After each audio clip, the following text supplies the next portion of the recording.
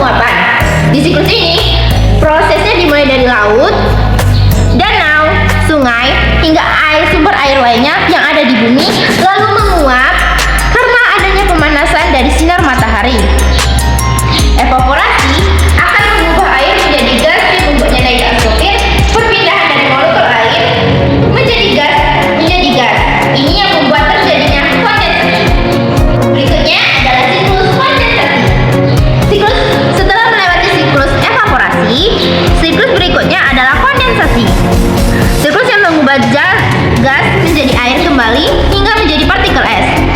Partikel es yang membentuk bulir yang sangat kecil dan kemudian akan berubah menjadi awan seperti yang terlihat pada gambar. Air yang berkumpul ini akan menjadi awan membawa hujan. Siklus ini adalah kebalikan dari evaporasi. Berikutnya ada siklus presipitasasi. Pada tahap ini, presipitasi menjadi lanjutan dari kondensasi. Proses ini terjadi karena adanya proses pendinginan dan adanya penambahan uap air. Air yang membentuk awan pada proses ini akan berada di titik jenuh. Akibatnya, air yang sudah tidak bisa ditampung oleh awan akan turun menjadi hujan. Semakin banyak air yang terkondensasi oleh awan, maka semakin banyak juga air hujan yang turun dari bumi. Nah, berikutnya kelanjutan dari penjelasan siklus hidrologi akan dilanjutkan oleh rekan saya. Menjelaskan dua bagian tadi, yaitu A, yaitu hasil dari air hujan yang turun dari langit atau atmosfer dengan volume yang berlimpah, lalu dia bergerak dari permukaan tinggi ke permukaan rendah melalui berbagai macam jalur seperti air, got, sungai maupun danau yang akan buka siklus run-off seperti yang pada digambar dari arah sungai, dari atas, dari langit, kemudian dari sungai mengalir dan akhirnya ke laut. Nah, kemudian pada siklus infiltrasi dalam proses siklus hujan terdapat perbedaan sumber yang menyebutkan bahwa proses terakhir siklus hujan ada di siklus run-off dan juga yang menyebutkan hingga siklus infiltrasi. Siklus infiltrasi ini sendiri merupakan proses yang terjadi dari masuknya air ke dalam tanah. Siklus ini juga memiliki peranan yang sangat penting dalam melakukan konstribusi air hujan yang turun dan akan bisa berakibat pada limpasan permukaan terjadinya banjir, erosi, tersedianya simpanan air untuk tanaman dan irigasi di bawah tanah. Infiltrasi sangat dipengaruhi oleh tanah dan vegetasi yang beragam. Jenis siklus hujan dan siklus hidrologi dibagi ke dalam 3 jenis siklus berikut.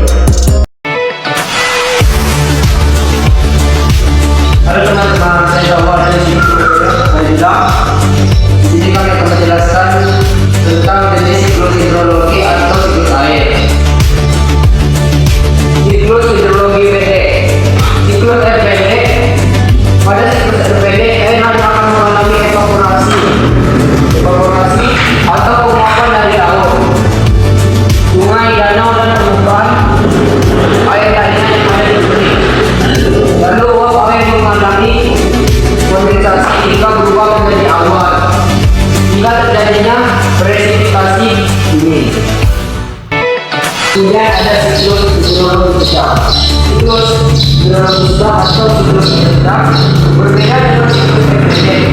Di siklus yang sedang ini tidak terjadi daun menghasilkan terjadi daratan.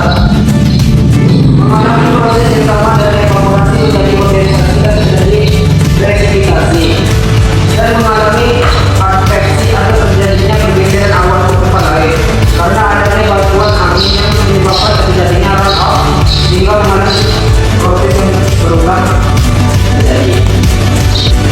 Yang terakhir ada siklus hidrologi panjang, siklus air panjang. Pada siklus ketiga ini prosesnya hampir sama dengan siklus air pendek dan siklus air sedang. Perbedaannya adalah siklus ini mengalami proses yang cukup panjang dari evaporasi hingga kondensasi. Masih sama prosesnya, tetapi hujan yang turun bukan air melainkan hujan es. Advekasi menyebabkan pergeseran air hujan ke tempat yang lebih dingin hingga musim berganti setelah terdapat matahari. Salju atau es akan mencair dan mengalir ke permukaan bumi, akan sampai ke laut lalu terjadi proses ulang di siklusnya. Pada siklus air panjang ini juga akan terdapat proses sublimasi, yaitu proses adanya perubahan wujud padat menjadi gas.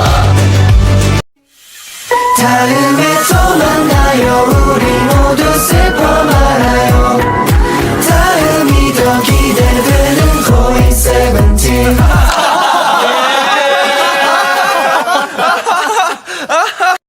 Behind the scale.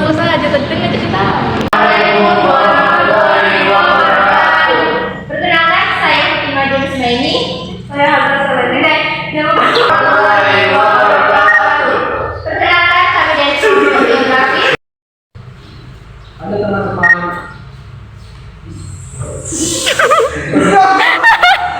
Saya Sawa dan di sini saya bilang saya akan menjelaskan siklus Karena adanya pendinginan yang ada dan adanya penambahan ulang. Saya bilang yang pertama dan teman saya Sawa Zenota. Kami akan menjelaskan tentang Apa itu siklus hidrologi atau siklus air?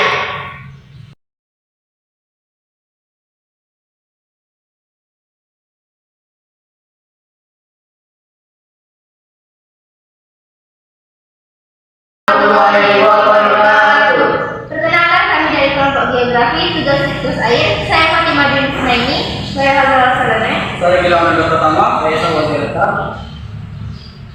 Tuh.